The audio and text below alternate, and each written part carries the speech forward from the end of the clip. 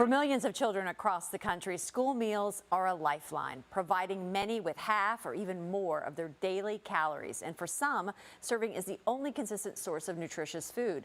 Joining me today to talk about how the pandemic has impacted children's access to healthy food is immediate past president of the American Heart Association, Dr. Donald Lloyd-Jones. Dr. Lloyd-Jones, thank you so much for joining us today.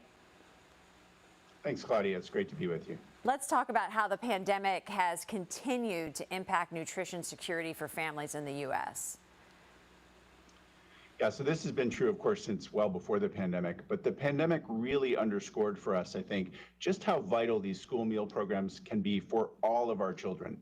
You mentioned, half of their calories may come from school meals, and it really can be the only consistent source of healthy nutrition. So during the pandemic, Congress passed bipartisan policies that provided school meals for all of our children at no cost to families. But unfortunately, on September 30th, those programs ran out.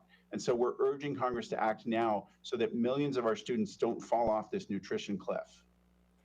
And tell us about the real importance of getting healthy school meals to all students. Yeah, so we think it's important to provide these school meals for all of our children for a number of reasons. First, it's our best way to reduce food and nutrition insecurity for those kids who have food insecurity. Next, we know that even kids who come from advantaged households may not be eating the healthiest food, right? So it's important that our children get every opportunity to get healthy food in schools. And finally, if kids are all receiving the same meal, it protects students against that stigma for kids who are in the school meal programs from trying to have to get a separate meal. And we know that 70% of parents across the country support not charging for school meals. So I think this is something that we can all get behind. And talk about how strong nutrition standards can actually help ensure the success of our children.